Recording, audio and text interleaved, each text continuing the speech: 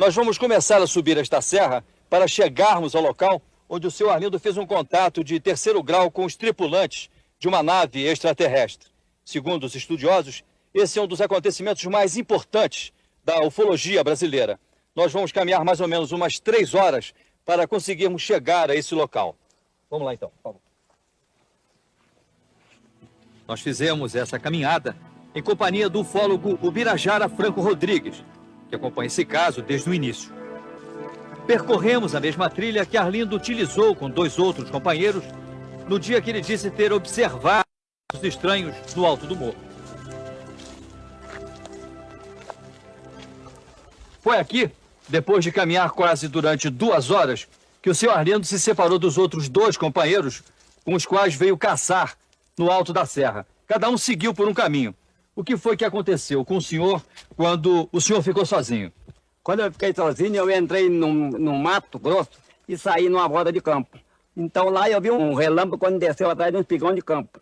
Então eu fui lá para ver o que tinha nesse lugar. E o que o senhor viu? Aí eu vi um aparelho em forma de poste dessa largura. Tinha 2 bracinhos dos 2 lados e em cima também tinha uma bola grande. E essa bola estava acendendo vermelho e branco sem parar. Depois, o fazendeiro nos levou até o local onde ele disse ter visto e fotografado os objetos que pousaram a pouco mais de 200 metros de onde ele estava. Quando eu disse mais para baixo um pouquinho, desceu outro. Desceu um aparelho feito uma piorrinha, desceu assim no chão, na ponta dessa parede tinha feito uma espada. Desceu e fincou no chão e parou. Parou e esse aparelho tinha uma hélice em cima e estava girando assim, dava aquela volta maneirosa e estava girando. Então eu virei o filme e tornei a fotografar o aparelho. E fiquei quieto.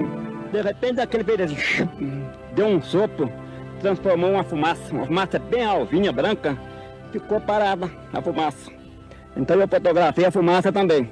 Quando eu desci de pouco a pouco ali, atrás mais ou menos ali, desceu um outro de cima, desceu uma certa distância assim, foi cambaleando, assim, desceu, parou no chão e ficou quieto. Vim caminhando um pouco, caminhando para cá, depois eu escutei um barulho, assim, assim, veio do motor afogado. Quando eu olhei para cima, desceu aquele aparelho, um aparelho grande. Maior, né? Maior, branco, ele dá um corpo de uns 2 ônibus. Quando eu fui para fotografar, o aparelho veio, um relâmpago em mim, me chegou à vista.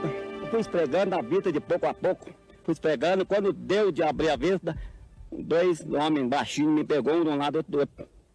Quando eles me pegaram, essa hora eu fiquei assim, meio violento. Aí eu falei para ele, pelo amor de Deus, me solta, não largaram não. Ele disse assim para mim, em Deus nós todos somos irmãos, nós não fazemos mal a ninguém. E quando eu entrei dentro do aparelho, então eu achei 2 homens, tinha 2 homens sentados numa poltrona, assim, batendo máquina. Não estava instalando, batendo. Tinha um cômodo do tamanho de um banheiro e tinha um aparelho repartido em 2 partes. Tinha uma tela de um lado, outra tela de outro. Você vai lá, vai, aperta um botão assim, acendeu aquela lente. Acendeu perfeito aquela lente, eu vi. Então ela fez a explicação, apareceu a lua, ela disse aqui é a lua. Apareceu para cima o sol, ela disse aqui é o sol. E apareceu do outro lado uma mancha. Não parecia se era a terra ou se era a luz, era uma mancha esquisita, feita uma gema de ovo. Então ela falou, aqui é onde nós estamos. Nós viemos aqui e voltamos com poucas horas, mas é de acordo com a rotação da Terra. A nave sumiu, mas deixou algumas pegadas no chão. Essas marcas foram depois analisadas pelo grupo de pesquisadores, chefiados pelo ufólogo Ubirajara Rodrigues. Um dos moldes em gesso trata-se exatamente desta peça, que nós tiramos no local, que é uma disposição trapezoidal de 16 furos, e cujo teste de peso demonstrou que seria necessário um peso simultâneo de 2,5 toneladas para fazer as 3 marcas em tal profundidade, tão simetricamente como ficaram na época. O Ubirajara guarda em casa uma outra lembrança desse contato.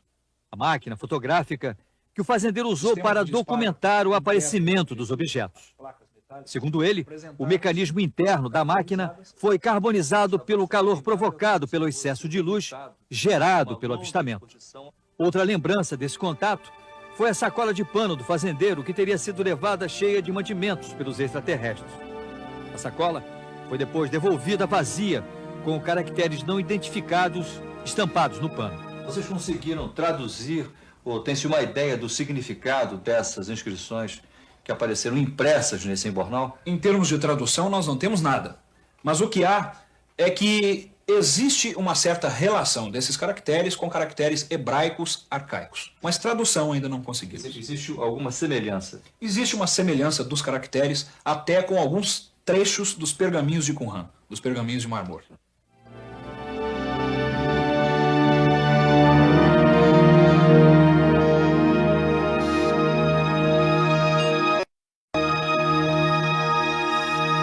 Uai, seu app de vídeos curtos.